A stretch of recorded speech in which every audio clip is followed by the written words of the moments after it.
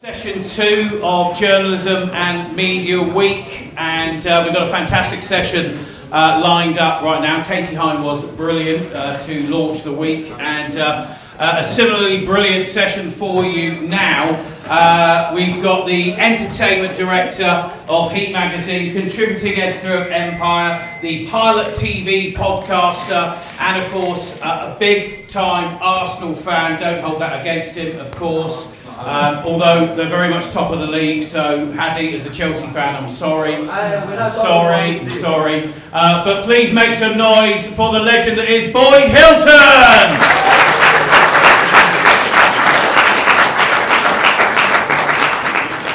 Boyd, wonderful. Thank you so much for joining us. A shame, obviously, we couldn't get you up onto campus because of train strikes, but thanks so much for spending some time with us. Pleasure. Thank you. No, it's excellent to see you. So just to start off, we're going to be talking mainly about sort of like interviewing people, but I thought let's start off with your background and how you got into journalism. What was the spark that sort of like got you into journalism in the first place? Well, I was always interested in magazines in particular. Even when I was a kid, I kind of like created my own magazine, drew it out on bits of paper and wrote some stories and that kind of thing. So I was really into them. I was really into the music press in the glory days of the 80s, the NME and Melody Maker and all of that, and The Face, and so I was just fascinated by that whole world of magazines. Not so much newspapers, I have to say. Even when I was in college, I went to University of Sussex, and in my spare time, I did kind of proofing and editing for various magazines and books and stuff. So I was already getting into it by then. And then when I left university in the late 80s, early 90s, I got a job working on TV listings for a company that worked on them for like The Guardian and The Telegraph and various magazines as well. So I kind of got into TV criticism, and writing about TV in particular, and films to some extent, very luckily, as soon as I left college, really. Okay, so was TV always sort of like the passion right throughout there, but so that job sort of like fitted well for you? Yeah, TV and film, really, both. Yeah, but I was very lucky that I got to write about TV. I mean, it was literally just in the Guardian Guide, which doesn't exist anymore. They've changed it, haven't they? I used to write the blurbs, for TV and film listings. So it was a fairly, it was a nice job to get. And then when he started in 1999, the company that owned Heat, which was then called EMAP, which ran Smash Hits and The Face, etc.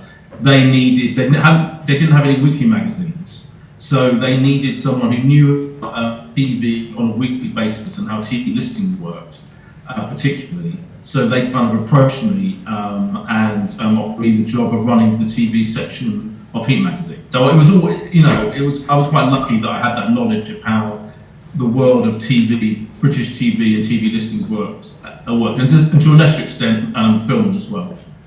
And I suppose, really, when we're talking about interviewing, quite a lot of the time these interviews are put up by TV companies to promote, and that's one of the main reasons that you're sort of drafted into to interview these people. What sort of preparation do you do before you're going into this? It must be said that we've got to cut this interview off at about 1:45, because we're going to name drop that you've got to do an interview with Gary Oldman in a short while. So what sort of preparation do you have to do?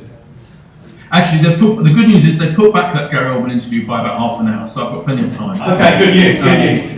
Yeah, we don't have to rush. It's going to be quite stressful. Yeah, the original plan was for me to, as soon as this event finishes, I would then jump onto a Zoom to interview Gary Oldman about a minute later, but thankfully they put that back.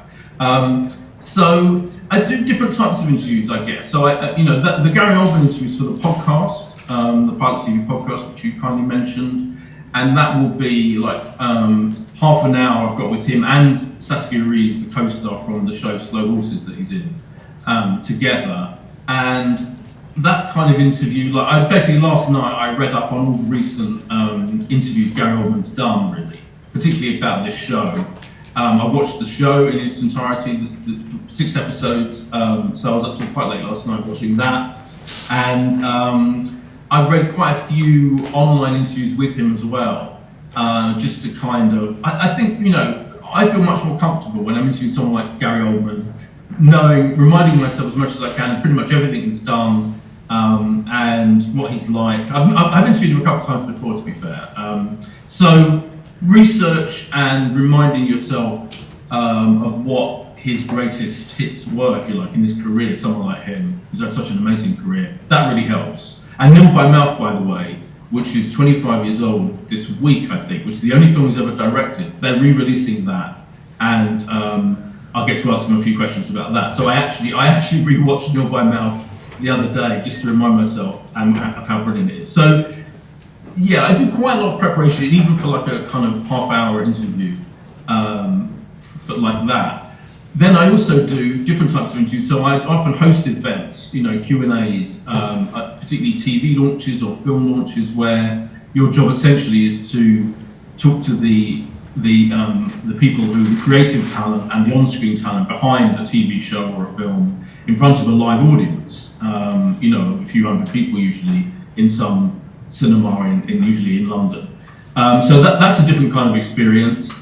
And then there's print interviews I do for Heat or Empire, which again is a different experience. For Empire, I did Elizabeth Moss a couple of months ago across like 6 pages, and that was like, again, for that I did quite a lot of research and reminded myself of what she's done in her career. So it slightly varies from what format the interview is, but I like to give myself as much time to research and remind myself of what the interviewee is like and what they've done as I possibly can. It just relaxes me in the situation.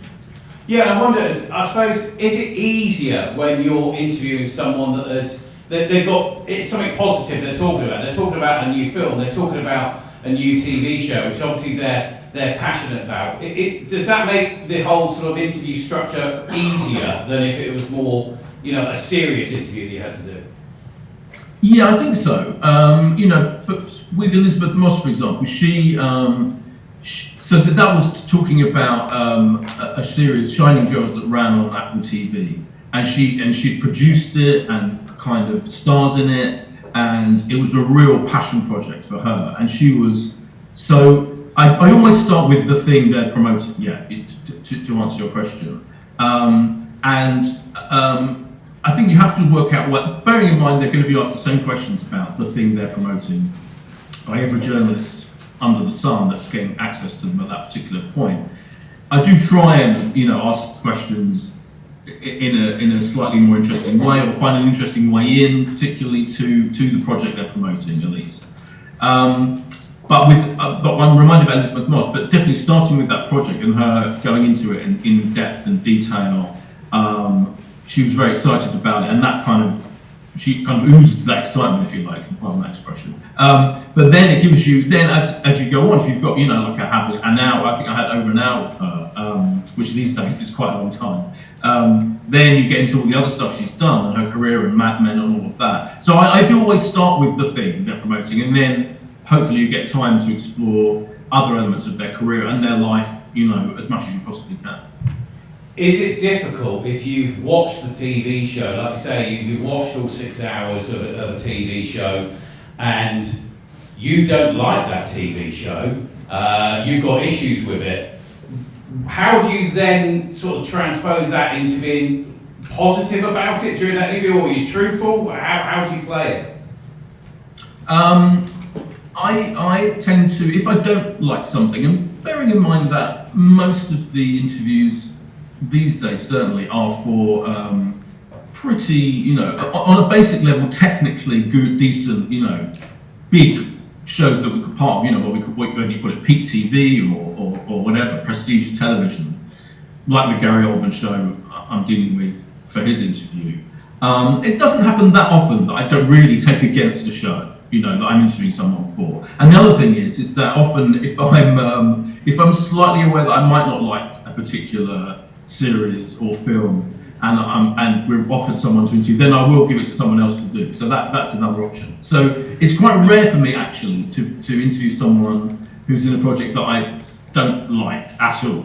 But I would say a couple of times it has happened. I generally just I just won't even get into whether or not I like it or not. Whereas I think if I really like a show, like I love the show that Gary Oldman's talking about today, and I will, without wanting to be too crawly or creepy, I will definitely acknowledge the fact that I think it's a really, really good show, and go into the whys and wherefores of that. So I just won't do that if I'm interviewing someone about something that I don't think is great. I'll just avoid any value judgment whatsoever and just deal with the crux of the matter and why they're doing that, why they like the show, or why they get involved in the show in the first place. You can ask all of that without getting into whether it's any good or not. Yeah, no, that's sound advice, I think. I'm interested as well, because obviously nowadays, like we're talking to you virtually, and like you say, you're talking to Gary Oldman over Zoom. A few years ago, obviously these things weren't available. Do you always record your interviews, or did you always record them? Did you use shorthand? What to transcribe interviews? What was the process, and how has that changed for you? Yeah, back in the day, I'd always record them. Yeah, I mean, there are journalists, I believe, particularly in news journalism, who don't record their interviews and use just write it down, write notes. And I find that quite extraordinary because why wouldn't you record an interview when you have? So yeah, back in the day, 20 years ago, when I was interviewing people for Heat, and I would record them on quite clunky recording devices. They've got smaller and smaller these days. There are electronic, digital ones that are tiny. Now most of the interviews now, even if I'm doing an interview on Zoom, I will probably record it myself anyway, if I can. Sometimes you're not allowed to specifically. But there have been disasters. I once interviewed Richard and Judy for Heat, probably 15 years ago, and it was at the studio in ITV where they were working. And on the way back, I left the tape recorder in the taxi, and that was lost forever. And I had to shut myself in the room as soon as I got back to the office and write that interview out from memory, basically. And they never noticed, so that seemed to work. But that was a real nightmare. That was like at least an hour and a half into, I think, and I had to just kind of recreate it there and then. And quite recently, even in the realm of Zoom and all the technology we have now, things go wrong. I recently interviewed Matt Lucas for the Fantasy Football League revival that's on Sky at the moment. It's very enjoyable, entertaining. And Ellis James, the two presenters together. I've known Matt for years because I wrote a book about Little Britain with him and David Williams. But this interview for Fantasy Football League with Matt, it was all set up by Sky, by the publicity department, and they gave me the link to and it all happened, and they didn't record it, and I didn't record it, and we had never addressed the point of who was going to record it. So that was completely jumped. That just never went out. I was going to use it in my Arsenal podcast. I was going to write bits of it out, probably for Heat as well. But that was a massive fuck up, if you pardon me. Yeah. I always think it's intriguing as well because and how you build relationships with people. Like you say, you wrote a book with Matt Lucas. Because if you're speaking to these people on and off for quite a long time, does that make it easier if you've got a relationship with these people? Your contact list in your phone must be amazing, and we're always hearing you dropping names on the Pilot TV podcast. But does it make it easier if you're very friendly with these people? It doesn't. I think it makes it easy. Obviously, I have to do less research with someone like Matt, for example, when I know everything there is to know about him, pretty much, to a scary degree. But equally, there are times where you have to be professional and, you have to be objective, to some extent, as much as you can, about who you're interviewing, and also find new ways in. So, for example, there are some people who I've interviewed a lot, David Williams, I must have interviewed him probably 20 times, maybe even more actually, particularly for Heat. He's a regular, who we do kind of every time he's got a new show out or often a book out or whatever, I will interview him. Ricky Gervais I've interviewed many times. Probably every single project he's ever done, going back to the office in 2000, I've probably interviewed him for. And so that the challenge there is to, apart from interviewing him about, the thing he's making, but having said that, there were 3 series of Afterlife, for example, and by the time we got to the 3rd, I have to find new ways of talking about that show with him, as opposed to the previous 2 times I interviewed him about that show. So that is the challenge, I think. So it's good on the one hand, and they trust you, and that trust is there, and they're not going to be nervous about you stitching them up or anything like that. But on the other hand, you have to find a new way in or new things to talk to them about. So that's the challenge there. But it's still great fun to talk to those people, I have to say. Yeah, I can imagine it would be, definitely. What other sort of like the memorable interviews that you've had? And I'm thinking maybe some of the car crash ones that have happened during your illustrious career. There must have been some that you've come out of and just thought, oh my God, that was just terrible. Well, there's the Stephen Frears incident that I trot out on these occasions, where Stephen Frears, the absolute legendary film director, who's made many fantastic films, and he directed a very English scandal, which was written by Russell T Davies. It's the story of Jeremy Thorpe, the politician who was involved in a scandal in the 70s. And I was hosting an event, a Q&A for BAFTA that year, and he was nominated as directing that series for a BAFTA. And there were 3 other directors on this panel who I was interviewing. So I was interviewing 4 esteemed directors for this event. Every year, BAFTA, basically when the BAFTA nominations are announced, they do this every year where they hold events at their HQ where nominees get interviewed together by someone like me. So this was what that event was. And they're all lined up on a kind of sofa on the stage, and I'm on a chair at the side, chatting away to them. And about halfway through, I kind of noticed that Stephen Frears wasn't awake. He'd fallen asleep. And I was coming to him. I could just sense that he was definitely not with us, fully, while I was interviewing the other 3 directors. And then I just basically had to finally turn to him and go, Stephen! And he did. But that was weird, and he then proceeded to be extremely monosyllabic as well, and quite difficult to extract any information out of at all. I've subsequently since met him a couple of times. I visited the set of a thing he directed, and he is an absolute legend. But he's also getting on a bit, and so he did fall asleep in the middle of that live interview event. That was a lot to deal with. But that stands out as like a particularly embarrassing, difficult situation. But I think because I think there was no hiding the fact that he'd fallen asleep. I just had to kind of wake him up, basically. I do love that one. But on the flip side of it, some of the interviews turn into, other things, don't they? And I wanted to touch on, you were flown out to, I think, New York to interview Paul Bettany. And then that turned into something else. Yeah, Paul Bettany and Claire Foy. Yeah, that was incredible. This was like the greatest job I've ever been given. Basically, this was earlier this year, in the spring, and that was for a very British scandal, which was from the same team as the show I was just talking about, that Stephen Frears directed. And Paul Bettany and Claire Foy. I was flown out by Hollywood Reporter and Amazon Prime Video. And they were doing like a video to appeal to Emmy voters and to remind Emmy voters of the quality of this show. And for some reason, they decided they couldn't find anyone in America to do this interview with them for about an hour in a hotel in downtown Manhattan. So they paid me to go and do it in New York, which was extraordinary, unbelievable. And they were. And the 2 of them are great. It was quite. That was a kind. Claire Foy is fantastic and incredibly friendly and delightful. Paul Bettany, he was also very friendly. But I'd recently just seen a play in London in which he starred as Andy Warhol, which is actually going to be made into a film.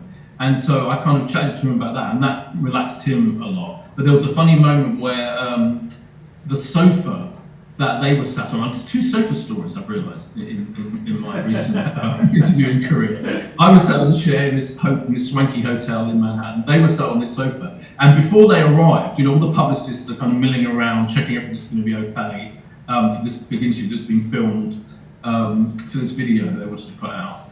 And one of the publicists suddenly realised that the pattern on the sofa pretty much matched the pattern of the jumper that Paul Bettany was wearing. And they decided they had to get rid of the sofa and bring in chairs. And this is literally 30 seconds before the interview was going to happen. And someone said, maybe Paul can just take off his jacket or shirt, whatever the thing was, the jumper that was clashing with the sofa. And they were like, no, we can't do that. So they literally had to find in this hotel another sofa room to sit on, and that was a last-minute drama that you kind of don't really need when you're interviewing A-list people like that. Yeah, exactly. I wonder as well, when you're sort of like prepping, marketing companies for big TV shows and films, they do send out a load of stuff and free gifts, and to almost try to sort of schmooze journalists, I suppose, just to make them feel, I don't know, a bit happy before they're going to write a review. Has there been anything that they've sent you that you thought, actually, the show's not great, but I'll write something a little bit more positive because they've sent me a nudie? No, I don't think so. I think what you're talking about, that we do get swag. We do get, particularly, showbiz, in quotes, journalists who write about TV and film get sent quite a lot of free stuff, or at least, you do if you're doing a certain kind of job where it's public facing, so as we've established, a lot of my interviews go out or either on a podcast, or they're in a magazine or whatever. But the swag I get sent isn't usually related specifically to me writing about that show. Do you know what I mean? I think that the way free gifts work now, and it is, there are some very upstanding journalists who refuse to get involved in any of this and will not accept any kind of free gift from a film or TV publicity company or whatever. But it strikes me, I think it's harmless if you make sure you don't, alter your opinion of something just because you're sent something free. But what happens is they send you like a box of, I don't know. So the show C, which is this kind of fantasy show written by Stephen Knight, Peaky Blinders, and is on Apple TV. Apple TV sent me like a blanket and a jumper about this show, and my podcast colleague James Dyer, who's obsessed with that show, he got sent the same kind of stuff. And what they want from you is to just mention it on social media, really. They just want you to Instagram it or tweet about it or whatever. And if it's something of value, then you put it's an ad anyway. You make it clear that you've been sent some stuff and they expect you to just mention it somewhere on social media. So that strikes me as being fairly harmless. And in fact, in the case of C, I didn't actually put anything up, because I'd already established on the podcast that James was the fan of that show, not me. I barely was even bothered about it. It's fine, but it's not a show that's one of my favourites. So I at least didn't pretend, that I was a huge fan of that show just because they sent me a blanket. Actually, when you touch on social media, you were a very early adopter of Twitter. Certainly when it first came out. I think I interviewed you just after I joined Twitter. And I wonder, how important has social media been for you over these last 10, 15 years? I think it's been fairly useful. I don't think it's been that massively important. I don't know really. I'm lucky that I've got a lot of followers, and that's entirely because I've got about 80,000 followers. But do you know what? That's mainly because when I used to go on Radio 5 Live every week, I used to review TV with Richard Bacon for something like 5 or 6 years every single week. I'd do that slot on 5 Live in the afternoon, and before that I did books and films with Simon Mayo and Mark Kermode and all of that. So I think when you've got about 1 million people listening to a show, and I remember when Twitter first started, Richard Bacon was fascinated by it and obsessed with it. And one time on the show, he was talking about how many followers can we get, and he kind of issued that challenge that everyone should follow me and him. He got about 1 million at least followers, but I suddenly got this huge influx of thousands of followers because of that moment. And luckily, that haven't all gone away over time. God knows what's going to happen now that Elon Musk is seems to be turning Twitter into a personal kind of vendetta machine. Don't know if that's fair or unfair. But it certainly helps, I would say, promote your stuff, you know, to be blunt about it, as a promotional tool. I think it's useful. So every week, you know, I put out a tweet about the new episode of the Pilot TV podcast, and certainly if I've interviewed someone for any magazine, I will tweet about that to my followers. So, I mean, I think if you've got, you know, tens of thousands of followers, if you're lucky enough to have them like me, I don't think it's any reflection on my role as a journalist as opposed to other journalists who write about the same kind of stuff. I just had that Richard Baker moment. It's certainly useful in bringing an audience to what you're doing, absolutely. I don't think and as a research tool as well, a lot of these actors now are on social media and Twitter, so I do have a look at their social media profiles for sure. A lot of them are into what they do on Instagram can be really interesting, and I might ask them about that during the course of the interview. So it is useful and adds another level of research and interest for you. But I don't think I'm not sure if it's changed. Like if I look back at how I was interviewing people 10, 15 years ago, 20 years ago even, I don't think it's changed entirely due to social media. I don't think. I think it's just so, you know, if Twitter falls apart, as it may well do in the coming days, weeks, months, as Elon Musk, you know, does whatever he's going to do, I'm not that bothered about it really. You know, I do really enjoy Twitter. Don't get me wrong. I have a great time with it. But I don't think it's going to be the end of the world. I think people are getting slightly carried away with how apocalyptic it might be if Twitter kind of disappears as we know it, particularly. And Instagram, I haven't got that many followers. That's just a fun, you know, boast. Instagram I use basically to boast about films and TV shows that I'm seeing before everyone else. Yeah, why not? Last couple from me, and then we'll open up to questions. What's the hardest part of your job? Transcribing. It's a nightmare. I hate it. You know, having to listen to yourself in this hot, terrible, like Essex-ish estuary accent I've got, whatever it is. Listening to yourself asking stupid questions to really talented people is humiliating and embarrassing. I've never got over it. There are apps and services which will transcribe your stuff for you, and I try and use some of those every now and then. But you still have to double check everything because, you know, you just have to read. There's no avoiding listening back to yourself interviewing people for print interviews. Thank God. The good thing about podcast voices, I don't have to listen to those back. You do, because you helped out the editing brilliantly of our Pilot TV podcast, which we're very grateful. But yeah, I can't stand listening to myself. And when it is a print interview, there's no way around. I find it's easier to transcribe the whole bloody thing pretty much, you know, unless there's some really tedious Q&A bits that you just know you won't use. So, you know, you end up transcribing 8,000 words of you being inane with a very famous person, and that is a nightmare, I have to say. And then that's the worst thing in terms of interviewing in general. Then there are, you know, you might get nervous or establishing a tone and a rapport with a really famous person. I've interviewed Elton John a couple of times, and you know, who wouldn't be nervous about that? And so the nerves, I think it would be weird to not be nervous if you're interviewing Elton John, you know, in his apartment in Atlanta, you know. So dealing with that and finding a way around that can be a challenge, I would say. So how do you deal with that? How do you deal with those nerves? I think it goes back to the very first thing I was talking about, being armed with knowledge about the person. Feels like that to me helps.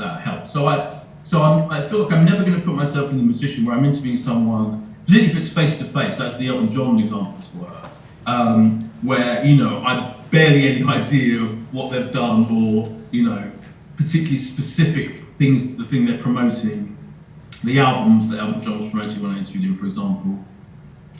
So doing as much research and getting as much background info, that makes me feel less nervous, I think. And then I think the other thing is, and this happens with those live events I was talking about, like the Stephen Frears incident, but is just to kind of forget about the audience, you know. So if I'm doing a live event in front of 300 people at BAFTA, I will completely blank out the fact that the audience are there. And even though I'm doing it for the audience, I'm aware of that, but I'll just try and conduct a conversation with the person a natural conversation where you've got eye contact with the person, and it's just a chat as you would, if you happen to be, I don't know, interviewing them over a coffee in Starbucks maybe. So that helps, that you try and blank out the actual quite stressful idea of doing something for an audience of hundreds of people. And going back to, I'm going to mention Elton John again, he's actually incredibly friendly and normal, in quote, as normal as someone of his stature, wealth it can be. But he likes chatting about stuff, TV shows and films that he likes. So just trying to be normal, trying to remember that this is a normal human being, really, as much as you possibly can. That helps with the nerves as well. Brilliant. Okay, let's open up to everybody in here. We've got a question up the back there and a question from Hattie as well. Let's go up the back. Lee's going with the microphone. Okay. Hey, how is it you build a good rapport with an interviewee, like a relationship? How do you build up a good rapport? I think, I tell you what, actually, eye contact is absolutely key. And I know it sounds inane to imply that you wouldn't have eye contact with the person interviewing them, on either, on Zoom or in real life. But still, interviews in real life happen a lot. But you'll be amazed by the number of people I see, particularly in real life interviews, face-to-face interviews, where the interviewer the journalist has their list of questions on a piece of paper, and they're literally going through them one by one and not looking at the person they're interviewing or opening out in any way is any way like a natural conversation. It's just like and I often, sometimes, every now and then, a famous person I've interviewed might mention as an example someone doing that. That happens quite a lot for famous people, that someone interviewing them just has a rote list and isn't really interacting with them on any kind of human level. So not doing that is key. It's quite difficult to because when you do have a list of questions and you have to cover certain topics, because otherwise you're not really doing your job, having those lists of topics in front of you and keeping eye contact as well is quite challenging, actually. It's quite a trick. So it's not easy, that element of it, but you have to try and make that work, definitely, the eye contact factor. If I'm doing it over, sometimes you do, the most hardest ones to establish a rapport are ones just over the phone. And thank God the rise of Zoom has made audio-only phone call type interviews almost obsolete, thank God. Every now and then, some publicist will say to me, can you just do 20 minutes over the phone? I'm like, haven't they got Zoom? Because if you can't see the person and you're just listening to them, that is hard to establish that rapport, I think. But in every other example, talking about what you think, because if you like the other things, I would say, do not be afraid and do not be embarrassed and do be shameless. If you really like the thing they're promoting, tell them. I do, invariably I will tell Gary Oldman this afternoon, later, that I really like Slow Horses, and he will, and I will hopefully do it in a non-crawly, creepy way, but it will help. Do you know what I mean? It helps often to let the person know that you like the thing they're promoting, definitely. Excellent. Okay, who's next? Hattie, who's a Chelsea fan. Let's not talk about it right now, please. When you're about to interview someone, is there a strategy that you go for to make it a good one and an enjoyable one? Sorry, can you say that again? It was a bit muffled. So when you're about to interview someone, is there a strategy you go for to make it a good and enjoyable one? Oh, strategy.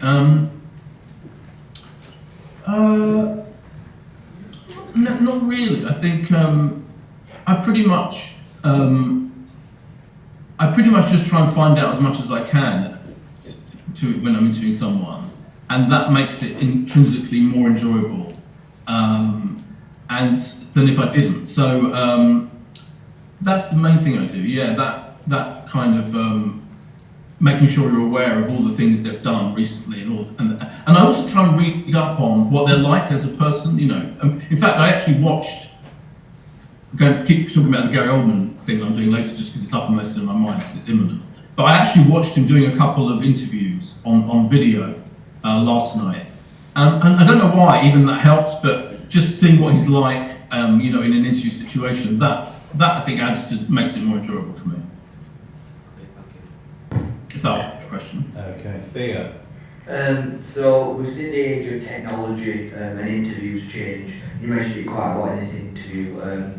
With the evolution of Zoom and stuff, how do you think it's sort of changed over the last 10 years or so? Now, has it changed in the last 10 years or so? Yeah. Yeah. The Zoom thing is the main thing that's changed in the last couple of years, since COVID, basically. I mean, because it's just so much easier, because you'd either have to keep a lot of junket interviews. You know what junket interviews where, the stars of a film or TV show are holed up in a hotel, for 1-2 days, and they get a conveyor belt of journalists waiting to interview them, and you might have 10 minutes, 20 minutes, if you're really lucky, half an hour, like the Gary Oldman one I'm doing today. But that's part of a junket situation whereby it is that conveyor belt thing, and doing it on Zoom has made it so much easier. So you used to have to go to a hotel in central London, sign in, wait for about half an hour or longer while other interviews are happening, and then you get your slot and you're wheeled in, and you have to sit there and you have to kind of be really quick, make sure you get all the questions you need to get out there answered by the person you're interviewing. And it was quite stressful. The whole thing of it was quite stressful. Now you have more. Doing it over Zoom means that you just have more time to get into the interview situation. You don't have to worry about all the other journalists milling around and the stress of a junket. Junkets are just horrible situations, I think. So the technology of Zoom has really made those much easier. And I know for a fact that the publicists prefer to do things by Zoom, and a lot of times the stars, the actors do as well. It just makes it less stressful for them. So that's really, really helped. And that's just been a completely unexpected offshoot of the COVID situation, whereby suddenly everyone had to do meetings on Zoom. So that's been a bit of a revolution, I would say. In terms of other technology, I'm just trying to think. I think it's easier to record stuff. I record everything on my iPhone, as opposed to that clunky tape recorder I left in the cab when I interviewed Richard and Judy all those years ago. So it's definitely easier to have less intrusive recording devices. Just sticking your iPhone there on the table if I'm interviewing someone face to face on the other side of a cafe table or something. That makes it much easier for sure. Thea. I know you have quite the contact list, but how would you advise beginner journalists to reach out to celebs for interviews? Sorry, I couldn't hear that at all. Sorry, because I can't actually see you. So I couldn't hear that. Sorry. I was just asking, how would you advise beginner journalists to reach out to celebrities for interviews? Oh, how to reach out. Sorry. Well, there's a whole system, basically, is the bottom line. And the system is run by the people who are involved with the thing that the celebrities are promoting. So you have to there's no way around dealing with publicists, basically, and sometimes even agents and managers of famous people or celebrities as well.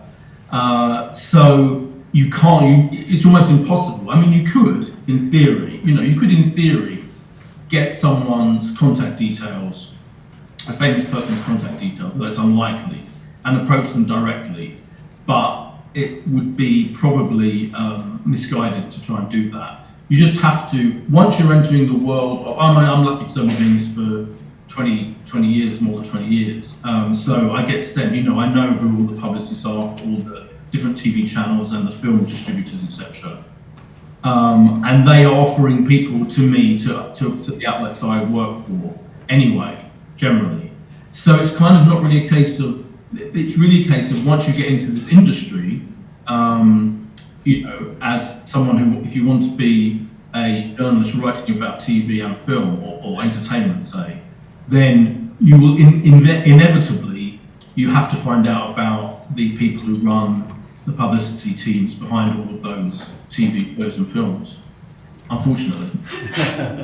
Okay, just going down the front here. Hi, I was just wondering in terms of the fact that I feel like it's quite a hard industry to like break through. Do you have any advice for people in their early career, like if they felt like giving up early on, it being quite hard and stuff? Have you got any advice for them? Yeah, I think it is hard, but I think accruing knowledge of a particular kind of world or like, because I think having almost like a niche interest that you know all about is really useful, you know, in this business. So it might be someone writing about football. You know, if, say you're a sports journalist and you want to write about football, I always think like actually in this right now it might even be easier way into that world, because I also you know have my Arsenal podcast, etc., as we've discussed, to focus on a team, you know, than expect to write about the whole of football, and that focusing on that team might be an easier way into and have a full encyclopedic knowledge of that team and write about it online, or you know, or create your own website, or create your own podcast or YouTube channel, or whatever, about a very specific thing, you know. And in the world of entertainment, the equivalent of that might be, I don't know, focusing very much on horror films. Like a friend of mine, actually, this is a friend of mine called Mike, started a horror podcast called The Evolution of Horror, and I knew him, and he knew I'm a fan of horror films, and in the early days of it, it's going back probably 3 or 4, maybe even 5 years now, I think it's been going. And you know, he'd have me on as a guest talking about a favourite horror film or something. That website has turned into a phenomenon, like one of the biggest horror film-based podcasts, and there's spin-offs. He does live events now. He does, you know, Q&As, live Q&As. People pay to watch him doing. It's a whole community, really, you know, of horror fans. So that specific, in quotes, niche way into writing about film and TV, and he writes about particularly horror film and TV in all its different forms, has been that having an area of expertise, a specialisation, I think, is really useful. Excellent. Yeah. Hi, Boyd. I hope you're well. How do you negotiate sensitive interview topics? For example, with Gary Oldman, his portrayal of disability in the film Tiptoes, or Paul Bettany in the Da Vinci Code, where the film was critically panned. I remember Kermode in particular could not find a redeeming factor despite Paul Bettany's appearance. How do you negotiate a difficult topic like that with an interviewee? Yeah, that's a good question. I think I'm lucky enough. First of all, I think there are certain things. I mean, this is the reality of the situation is that if there's a really controversial topic that that you think that the interviewee, the person, the celebrity, the actor, or whatever, doesn't want to talk about, you are sometimes told that you can't ask them about a thing. I mean, that is a thing that happens. It doesn't happen very often to me at all. I can't even remember the last time that happened. But you're told generally to not ask personal questions. I mean, that is very common. That just reminded, that you're not supposed to ask any personal questions about their love life or romantic escapades or anything like that. And that's fairly standard. And I think, the outlets that I work for, both podcast-wise and in print, even in Heat actually, there's a slightly misguided notion of Heat, that because Heat is a celebrity gossip magazine, that we then in interviews have to ask them about their private life. We actually don't really. You want it to be entertaining. So, and the other thing is, I think it's different when you're interviewing actors and people in shows as opposed to politicians. So I feel like if there is a big controversial thing that an actor's involved with, you might approach it from a more, light-hearted, relaxed way, and that's the way to get them to talk about something that might be quite difficult or controversial. Whereas if you're doing a big politician interview, I think you really have to kind of there's a sense that you have to forensically get into the difficulty, or be very firm about it. It's just a different form. I think it's a different type of interview with an artist, or a creative person, or a showbiz person, than if you're interviewing Liz Truss or something. So I don't feel like, I think that's the thing you remind yourself of when you're having to discuss anything vaguely difficult or controversial with a famous person. David. Hi, Boyd. Firstly, thank you for supporting. Don't think it's on. All right, I'll just shout it down. No, just press the button. Press the button. Hello, can you hear me now? Oh, Hold on.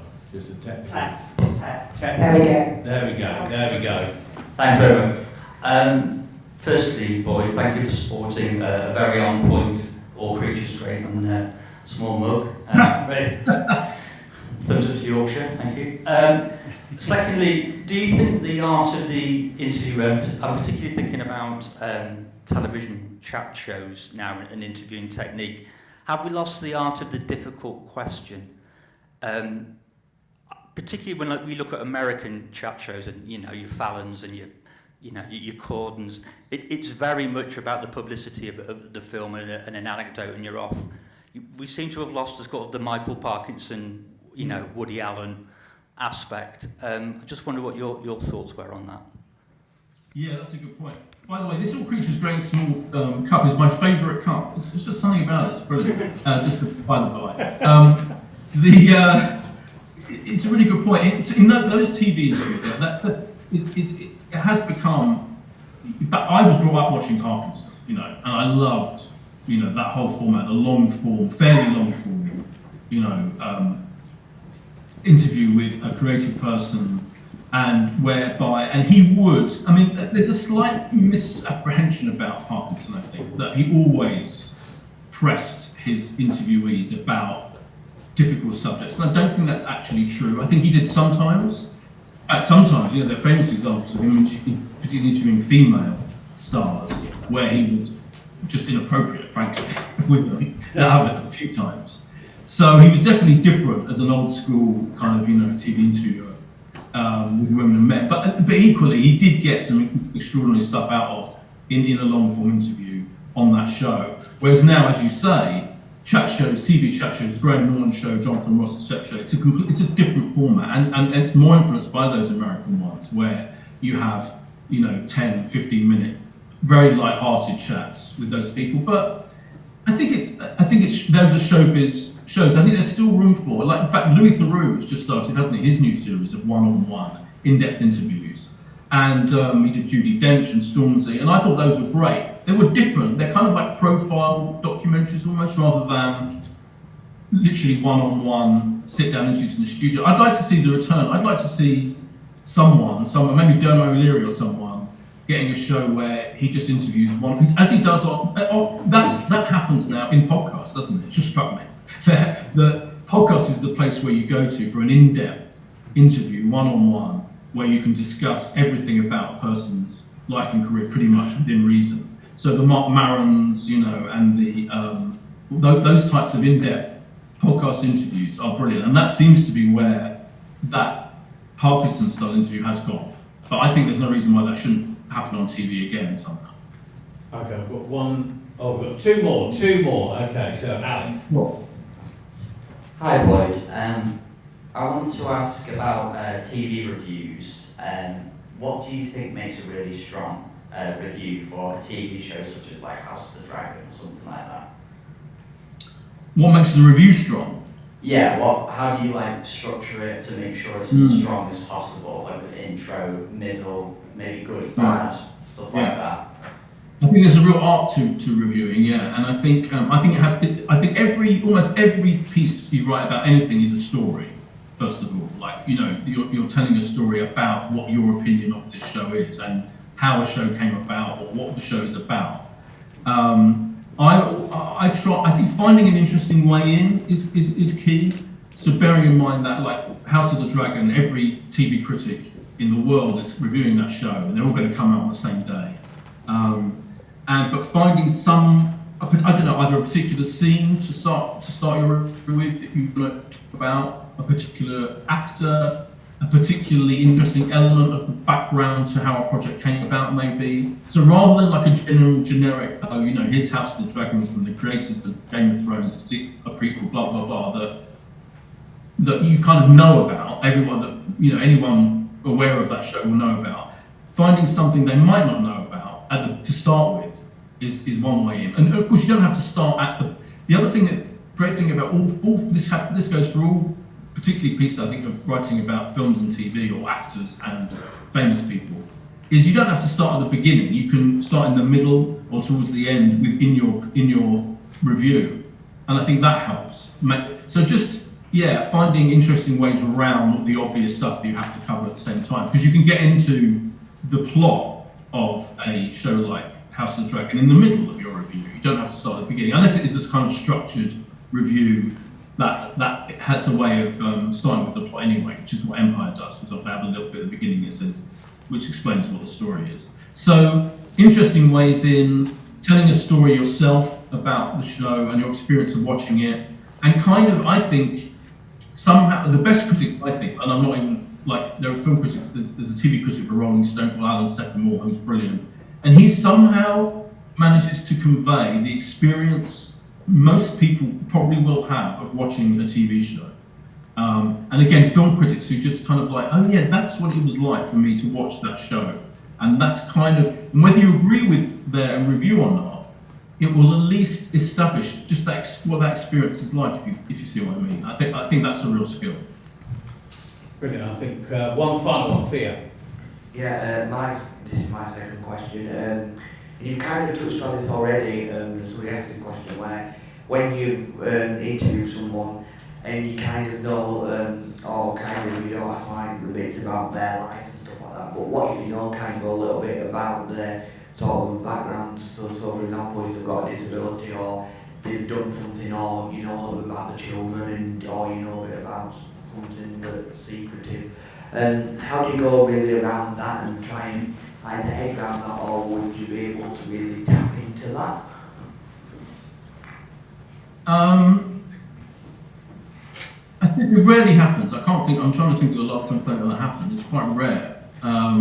But I think I think the main thing to establish right from the beginning with any interview, without any interview with the famous is to make a natural conversation, right? So remember what I was saying about someone who goes in with a list of questions, and you've got in that list you've got the difficult thing that you might know they've done, to which you're asking about, the kind of thing you're asking about, and you're like nervously waiting to get down. You know, number 7 question is the thing that is going to be difficult to deal with. If it's just if you're having a natural conversation and you have in your mind roughly the different areas you need to talk to the famous person about, and you're not being kind of aggressive, there's no need to be aggressive. That's why I use that example of politicians, because I quite like aggressive political interviews. But these are just, you know, these are people who have flaws. They're flawed human beings. They're creative people. They're actors. They're TV presenters. You know, they haven't killed anyone. They haven't ruined anyone's life, hopefully. And if there's something that bad they've done, they probably won't be doing any interviews anyway. So you're talking about flaws with people. If there's some incident that you probably think you should touch on, then doing it within the context of a natural conversation where, you know, you're interacting with them on a human level, that should make it doable, I think, you know. And they may recoil and go, oh, I don't really want to talk about that, and that's up to them. And if they don't want to talk about it, you can't force them to. But acknowledging that you did ask them, and, you know, especially in the print kind of interview, like a big profile you might be doing about someone, that is easier to do if you basically have a natural, normal, face-to-face conversation rather than a big, you know, overly thought-through interview situation. Wonderful advice, I think, definitely. Thank you so much, Boyd, for your time today. Make sure you download, subscribe to the Pilot TV, the exceptionally well-edited Pilot TV podcast. And if you're an Arsenal fan, the Arsenal podcast as well. And have a look on Twitter at Boyd Hilton as well. But Boyd, thank you so much for joining us. Really, really appreciate your time. Big round of applause for Boyd Hilton!